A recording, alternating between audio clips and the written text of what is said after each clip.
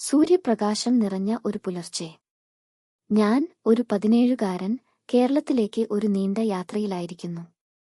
വണ്ടിയിൽ ഇരിച്ച് ജനലിലൂടെ പുറത്തേക്ക് നോക്കുമ്പോൾ കൊക്കനട്ട് മരങ്ങൾ, പച്ചപുല്ലു, മലകൾ എല്ലാം ഒരുവിധം സ്വപ്നപരമായാണ് തോന്നുന്നത്. ഒരു സാഹസിക വിശ്രമം തുടങ്ങാൻ പോകുന്നു എന്ന തരത്തിലുള്ള ഉന്മേഷം ഉള്ളിൽ കയറി വന്നിരുന്നു. വണ്ടി നിൽക്കുമ്പോൾ ഞാൻ ഒരു പഴയതരത്തിലുള്ള തറവാടിന്റെ മുന്നിൽ. വീട്ടിന്റെ ചുറ്റുമുള്ള മരങ്ങൾ, മഞ്ഞവെളിച്ചത്തിൽ നീളുന്ന നീല നിഴലുകൾ. പുളിമരങ്ങളുടെ ഇടയിൽ പഴയ ഇരുമ്പുവാതിൽ ചളിച്ചുചിരിഞ്ഞത് പോലെ തുറന്നു കിടക്കുന്നുണ്ട്. ചുണ്ടുകളിൽ ചെറിയൊരു ഭയം, കണ്ണുകളിൽ അത്ഭുതം. വീട് അകത്ത് കയറുമ്പോൾ മന്ദമായ വിളക്കിന്റെ വെളിച്ചം. അമ്മമ്മ വെളുത്ത മുണ്ടും ബ്ലൗസും ധരിച്ച മനോഹരമായ ഒരു മുഖം എന്നെ ചുംബിച്ച് സ്വീകരിക്കുന്നു. വണ്ടിയാത്രയുടെ എല്ലാ തളർച്ചയും ഒരൊറ്റ കാഴ്ചയിൽ കൂടി തീർന്നുപോയി.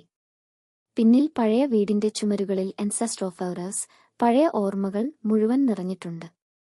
വീട് അന്വേഷിക്കാൻ തുടങ്ങിയ ഞാൻ കുളമ്പടിയിലേക്കാണ് എത്തുന്നത്. മുകളിൽ ഒരു തുറന്ന ഇടം, നടുവിൽ ഒരു വില്ലക്കല്ല്. ചുറ്റും പഴയ കല്ലുവയലുകൾ, അതിൽ കയറുകൾ കയറി വളർന്നിട്ടുണ്ട്. പ്രകാശമുള്ള ദിവസമെങ്കിലും ആകാശം പൂർണ്ണമായി തെളിഞ്ഞിട്ടില്ല. മനസ്സിൽ അല്പം ഉത്സാഹം കൂടി ഭീതിയും കലർന്നത്. രാത്രിയിൽ ഞാൻ അമ്മമ്മയുടെ മുറിയിൽ ഇരിക്കുമ്പോൾ അവൾ പറയുന്നു, കുഞ്ഞാ, മേൽമാടിയിൽ പോകരുതേ. അവിടെ ചിലതുണ്ട്. അമ്മമ്മയുടെ മുഖം ഗുരുതരമായിരുന്നു. മുറിയിൽ വെളിച്ചം മാത്രം, ഒറ്റ തെക്കുവിളക്ക്. കാറ്റ് വാതിൽ തട്ടുന്നു, പറന്ന കുരുന്തോട്ടം മതിൽ ഓടുന്നു. മനസ്സിൽ ഒരിക്കൽ കുലുക്കം. രാത്രിയിൽ ഞാൻ എന്റെ മുറിയിൽ തൂക്കിയ മുസ്കിറ്റോ നെറ്റിനകത്ത് കിടക്കുന്നു. ജനലിൽ നിന്നുള്ള ചന്ദ്രപ്രകാശം മുഖത്തേക്കും ചുമരിലേക്കും വീഴും. ഉറക്കമില്ലാതെ കിടക്കുമ്പോൾ മേലിൽ നിന്നൊരു കനിഞ്ഞ ശബ്ദം. ആരോ പുഞ്ചിരിച്ചു വിളിക്കുന്ന പോലൊരു താളം. ഇവിടെ വരൂ. എന്റെ ഹൃദയം തിടപ്പിച്ചു തുടങ്ങി.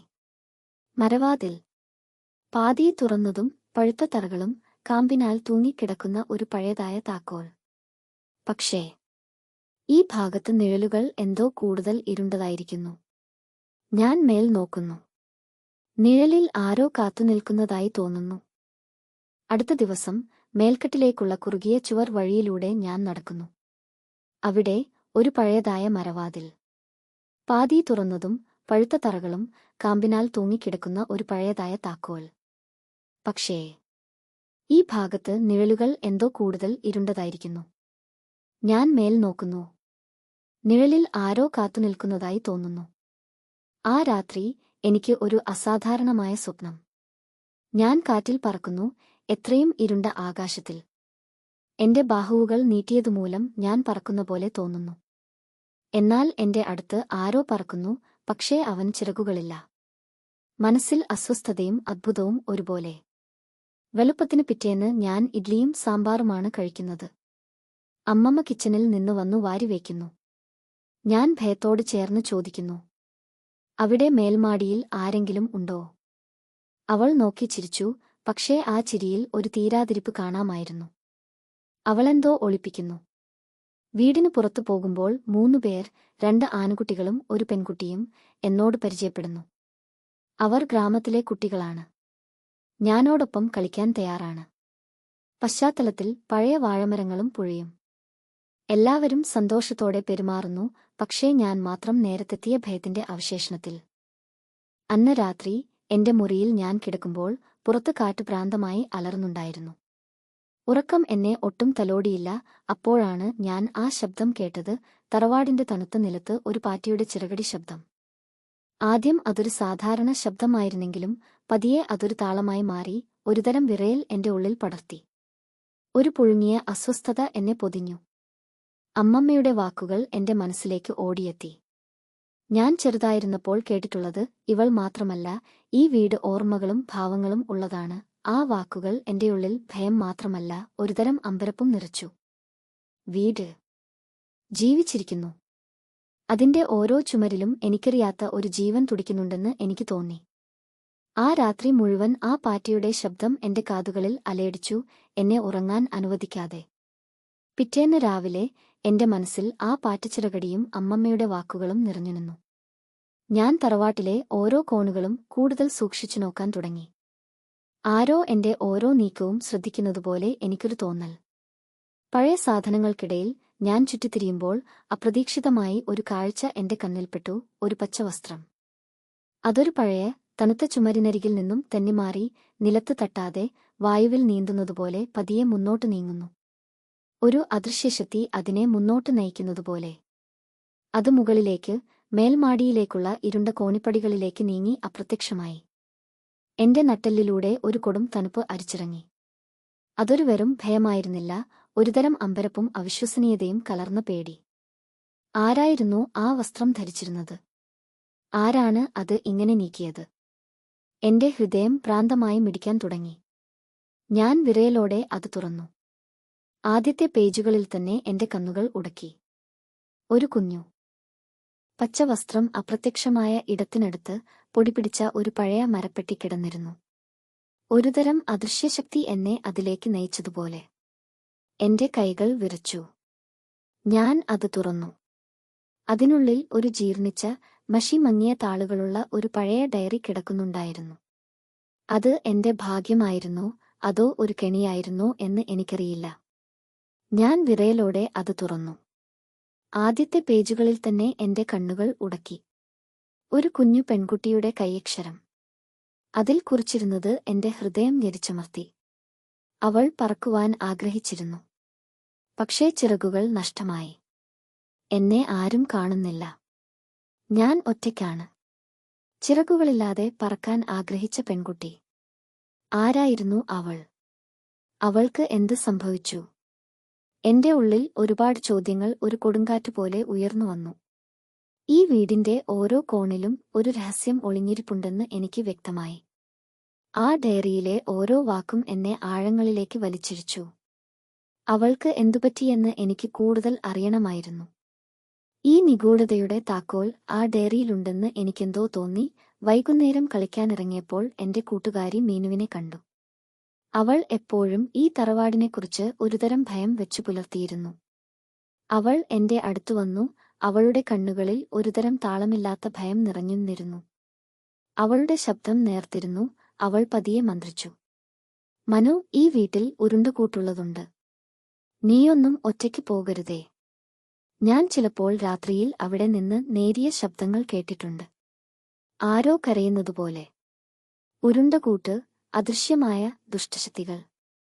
അവളുടെ വാക്കുകൾ കേട്ട് എനിക്ക് ചിരിവന്നില്ല. കാരണം എന്റെ മനസ്സിൽ ഡയറിയിലെ വരികളും പച്ചവസ്ത്രത്തിന്റെ ചലനവും നിറഞ്ഞുനിന്നിരുന്നു. മീനുവിന് ഈ വീടിനെക്കുറിച്ച് അത്രയധികം പേടിയുണ്ടായിരുന്നത് എന്തുകൊണ്ടായിരുന്നു? അവൾ എന്താണ് കണ്ടിട്ടുണ്ടാകുക?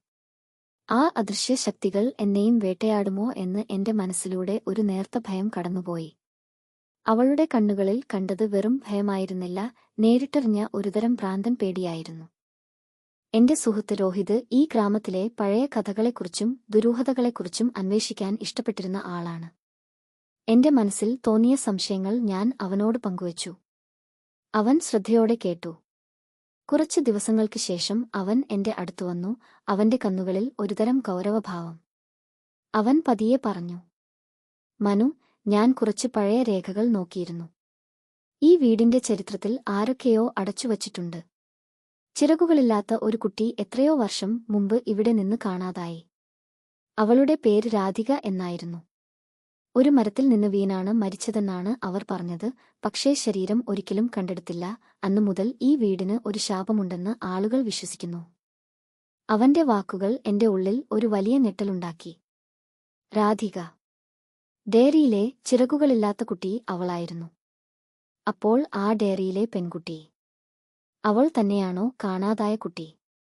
ഈ വീടിന് ഒരുപാട് ഇരുണ്ട രഹസ്യങ്ങളുണ്ടെന്നും ആ ദുരന്തം ഇന്നും ഈ വീടിന്റെ ഭാഗമാണെന്നും എനിക്ക് പിടിച്ചുപറ്റി. എനിക്ക് രാധികയ്ക്ക് എന്തു സംഭവിച്ചെന്ന് അറിയണമായിരുന്നു. അവൾക്ക് മോക്ഷം കിട്ടിയോ ഇല്ലയോ എന്ന് കണ്ടെത്തണമായിരുന്നു. ആ രഹസ്യം ഞാൻ അറിഞ്ഞേ മതിയാകൂ. അവളെ കണ്ടെത്താൻ എന്റെ ഉള്ളിൽ ഒരുതരം വാശി കയറി. ഒരു രാത്രി എന്റെ മനസ്സിൽ നിറഞ്ഞ ചോദ്യങ്ങൾക്കും രാധികയെ കണ്ടെത്താനുമുള്ള ദാഹവുമായി ഞാൻ മെല്ലെ പാലപ്പുര തറവാടിന്റെ പ്രധാന വാതിൽ തുറന്നു. ഉള്ളിൽ നിശബ്ദത തളം കെട്ടി നിന്നു. ഒരു തണുത്ത കാറ്റ് എന്റെ മുഖത്ത് തട്ടി. അപ്പോളാണത് സംഭവിച്ചത്. അവിടെ ഇരുട്ടിൽ ഒരു നേർത്ത നിഴൽ പോലെ ഒരു ചെറു പെൺകുട്ടി. അവൾ ഒരു മരവിച്ച പുഞ്ചിരിയോടെ എന്നെ നോക്കി നിന്നു. രാധികയായിരുന്നു അത്. അവളുടെ കണ്ണുകളിൽ ഒരുതരം സങ്കടവും മോക്ഷത്തിനായുള്ള ദാഹവും ഞാൻ കണ്ടു. അവൾ പതിയെ എന്റെ അടുത്തേക്ക് വന്നു. അവളുടെ ശബ്ദം കാറ്റിന്റെ നേർത്ത മർമ്മരം പോലെയായിരുന്നു. നിനക്കൊഴിയാം. പക്ഷേ ഞാൻ പറക്കണം. എനിക്ക് ഈ ചുമരുകൾക്കുള്ളിൽ നിന്ന് പുറത്തുവരണം. അവളുടെ വാക്കുകൾ എന്നെ മരവിപ്പിച്ചു. എനിക്ക് ഈ കെണിയിൽ നിന്ന് രക്ഷപ്പെടാമെന്ന് അവൾക്കറിയാമായിരുന്നു. പക്ഷേ അവൾക്ക് പറക്കണമായിരുന്നു. ചിറകില്ലാതെ പറക്കാൻ ആഗ്രഹിച്ച ഈ തറവാട്ടിൽ തളയ്ക്കപ്പെട്ട ആത്മാവ്. ഒരു നിമിഷം അവൾ എന്റെ അടുത്തുകൂടി കടന്നുപോയി. അവളുടെ ശരീരം നേർത്ത വെളിച്ചത.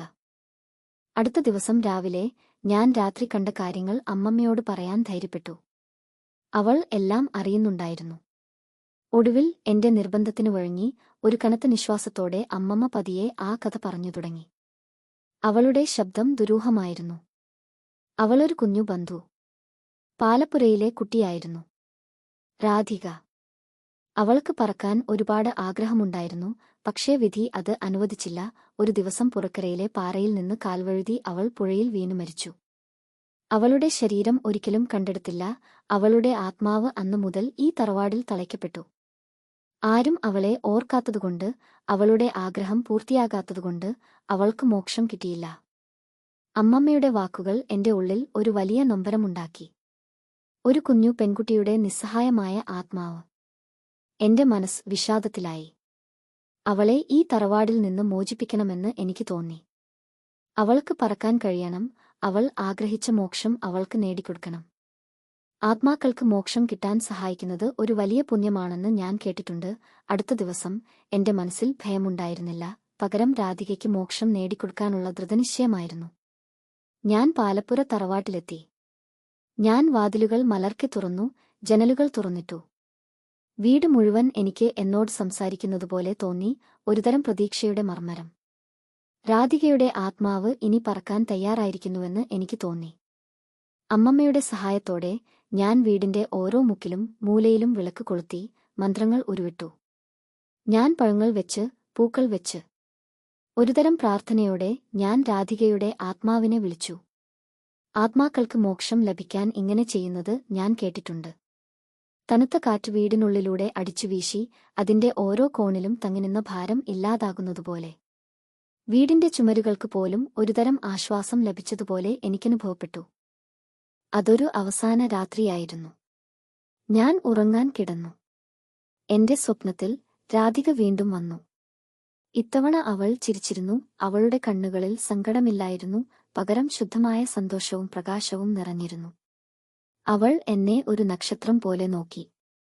അവൾ എന്റെ അടുത്തേക്ക് വന്നു, പതിയെ എന്റെ കവിളിൽ തലോടി. അവളുടെ സ്പർശം തണുത്തതായിരുന്നെങ്കിലും അതിൽ ഒരുതരം ആശ്വാസമുണ്ടായിരുന്നു.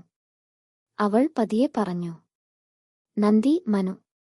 നീ എന്നെ മറന്നില്ല. നീ എന്നെ ഓർത്തു. എന്റെ ആഗ്രഹം പൂർത്തിയാക്കാൻ സഹായിച്ചു. ഞാൻ ഇനി പറക്കാം. എനിക്ക് മോക്ഷം കിട്ടി.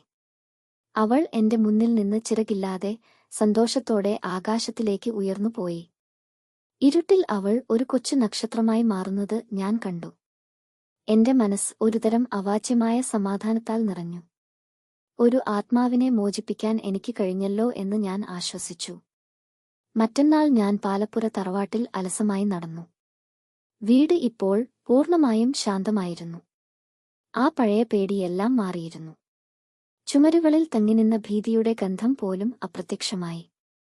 രാധികയുടെ ഓർമ്മ മാത്രം എന്റെ മനസ്സിൽ ഒരു നേർത്ത മഞ്ഞുവെള്ളം പോലെ തങ്ങിനിന്നു, ഒരു ദുരന്തകഥയുടെ മനോഹരമായ അവസാനം പോലെ. അവളൊരു ആത്മാവായിരുന്നു. പക്ഷേ അവളെ അവളായിരിക്കാൻ അനുവദിച്ചപ്പോൾ, അവളെ ഓർമ്മിച്ചപ്പോൾ, അവളെ മോചിപ്പിച്ചപ്പോൾ അവൾക്ക് മോക്ഷം ലഭിച്ചു. പാലപ്പുര തറവാട് ഇപ്പോൾ ശാന്തമാണ്. ഭയത്തിന്റെ നിഴലുകൾ അവിടെ നിന്ന് എന്നേക്കുമായി ഒഴിഞ്ഞുമാറിയിരിക്കുന്നു. എന്റെ അമ്മമ്മ ഇപ്പോഴും എനിക്ക് ചായ കൊടുക്കുന്നു. അവളുടെ മുഖത്ത് ഇപ്പോൾ ആ പഴയ ഭയമില്ല, ഒരുതരം സമാധാനമാണ്. വീട് ഇനി ഒരിക്കലും എന്നെ ഭയപ്പെടുത്തില്ല. കാരണം അതിൽ നിന്നുള്ള ഒറ്റ പേടി, ഒറ്റ താളം ഇപ്പോൾ ആകാശത്ത് പറക്കുന്നു. സ്വതന്ത്രമായി, സന്തോഷത്തോടെ, ഒരു നക്ഷത്രത്തെപ്പോലെ. എന്റെ മനസ്സിലും ഇപ്പോൾ ആ ശാന്തതയുണ്ട്.